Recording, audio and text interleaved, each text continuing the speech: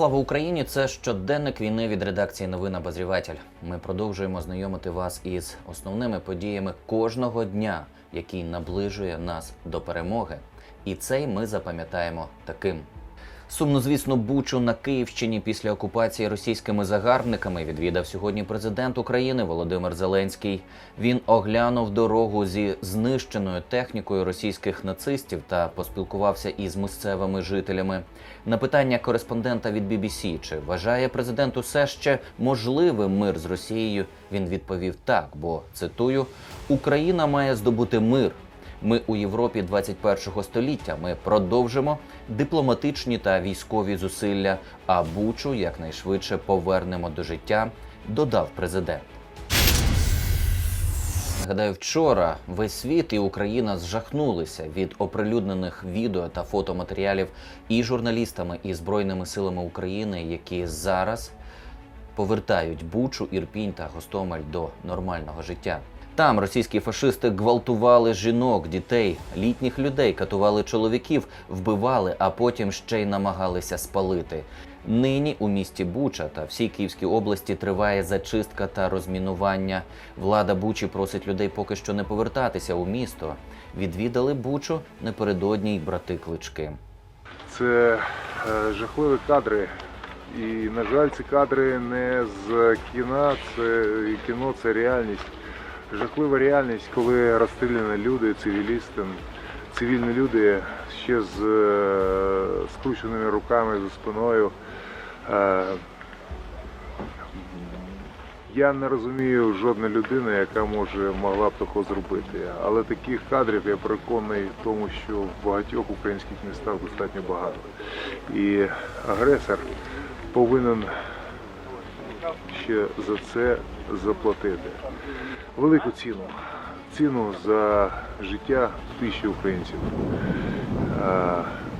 Ми не пробачимо того, що зроблено з нашими містами, з нашими мешканцями.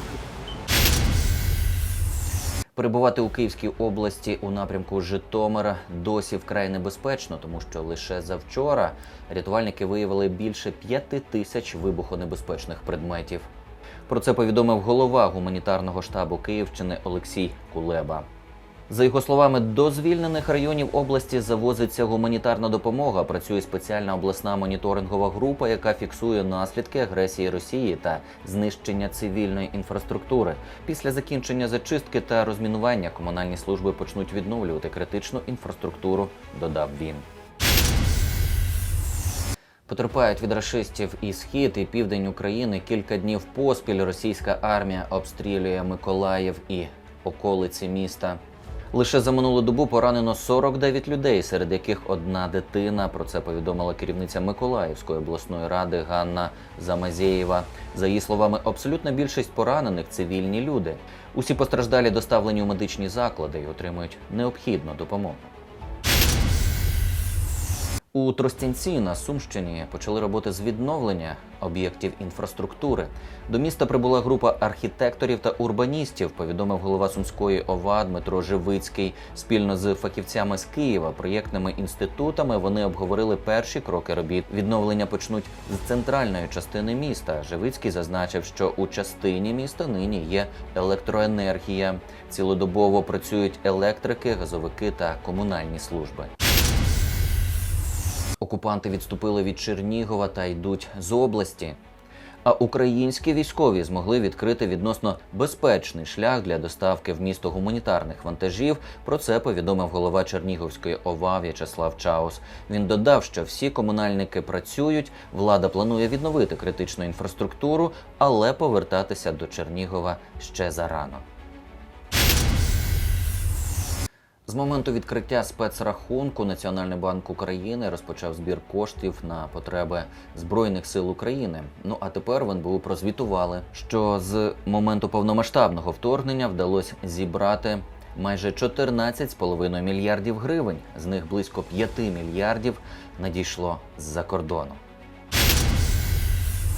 Україна відродиться і знову посяде гідне місце серед вільних держав, заявив прем'єр-міністр Великої Британії Борис Джонсон у відеозверненні. Каже, усі танки й автомати в арсеналі Путіна ніколи не зламають дух українського народу. Головне, це мають усвідомити російські загарбники і відступити від української землі. Розраховуємо на це і зустрінемось з вами завтра.